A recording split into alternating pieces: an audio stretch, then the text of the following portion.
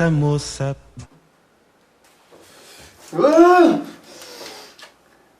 Hey! Welcome to Paraíba, Brazil, the state of heat, sun, mosquitoes and flies. I got him. Don't mind about this introduction, okay?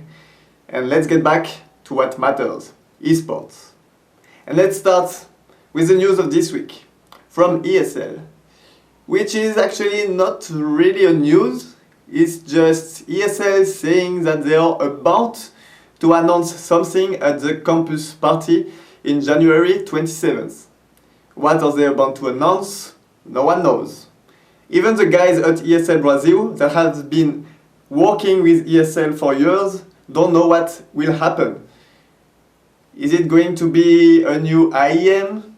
Is it going to be more tournaments on Counter-Strike, on League of Legends, on Overwatch? No one knows. So we will keep asking people, but most likely we won't know what's going on before the 27th. So yeah, that's it.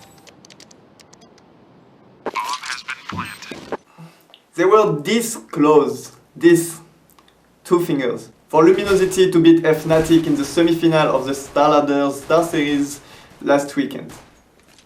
But they couldn't make it. It started pretty well, with a 16-6 on Mirage. And when you start with a 16-6 against Fnatic, things are going well. On the second map, Cash, Luminosity started pretty good as well, with an awesome gun round by FNX. Just watch this out.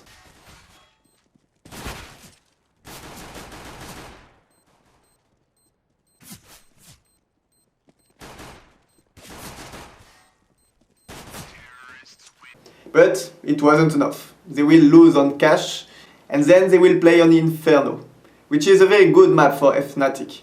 They will end up losing 16-14 against the Fnatic team that will win the tournament in the final against Navi. Once again, Luminosity Gaming showed that they are world class. With this result, Luminosity Gaming reaches the 6th place of the HLTV team ranking. And maybe they will do better next weekend, because they are going to play in the DreamHack Leipzig. They will have a tough group, because they will have to face once again Navi and Gamers 2, as well as SK Gaming. The rest of the Brazilian CSGO scene would love to also show how good they are to the world, but sadly enough for Alientech and Operation Kino, who both qualified to the Americas minor, they couldn't go there because they had visa issues. So in the end, it's not too much of a surprise that it is a North American team that took the title. And it's too sad, but it only reminds us that visa issues have been problematic in sports for years, and if we are not talking about Olympic Games or the Football World Cup, sports always have had visa issues. And I hope we can resolve these issues in the future, because it's really detrimental for esports.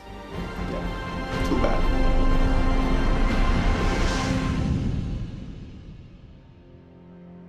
This week was also the beginning of the CBLoL. Yay! First we started with Pain Gaming against INTZ. And Pain Gaming didn't seem as strong without their support Baguette. And Dude actually seems to miss Brazil. Too bad they had to let him go away, or actually to kick him out. In the end, Pain Gaming still manages to take a game against INTZ, because INTZ, weirdly enough, tried to do a 1-3-1 when both TPs were down and without wave clear, and then they got killed one after another, and then Pain Gaming just took the game.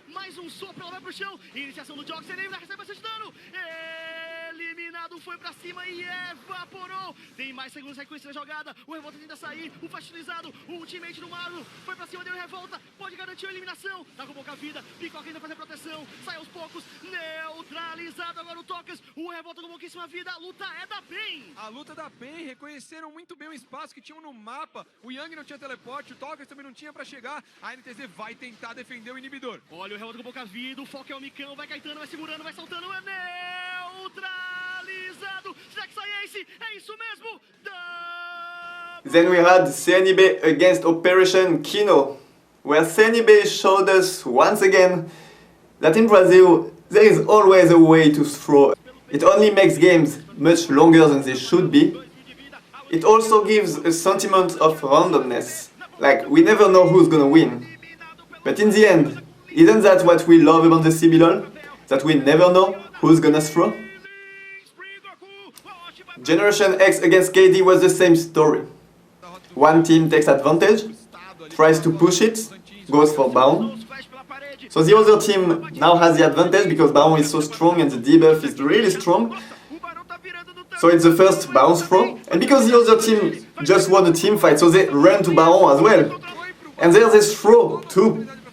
So it's just a game of who can throw harder at Baron. And at this game, Generation X were better, so they threw more than KD did. And in the end, KD won 2-0. And finally, Kaboom and the Red Canids ended up with a 1-1 tie. So yeah, nothing much to say. I also found very cute all the coaches having an armband saying fair play because of the recent events with Red Canids. And other team not willing to have scrims with INTZ didn't seem to impact them all that much. If you don't have enough bounce throws for the week, keep in mind there is still the Brazilian Challenger Series. It is broadcasted every Monday and Tuesday in the evening on the Azubu channel of the XLG. Consegue fazer o Barão, o time da Cade Warriors. O Deox tá com a vida muito baixa. Hexdrinker deixa ele vivo por enquanto, mas finalmente eliminado. Um pra cada lado, acaba caindo. Odisseus tá com a vida baixa, ele vira, faz o que pode. Double kill ali pro mascote antes de morrer. E é neutralizado pelo Kalec, que vai com o expurgo pra cima com o triple kill. That's it for this week. Thank you very much for watching and keep in mind, you need to subscribe. There is a button here, down there. I will give you some time to click on it. Subscribe. Share it with your friends, it's important. I cannot share it to the whole world because I don't have access to your friends. So if you think someone will be interested in this video, just share it. Thanks for watching and see you guys next week.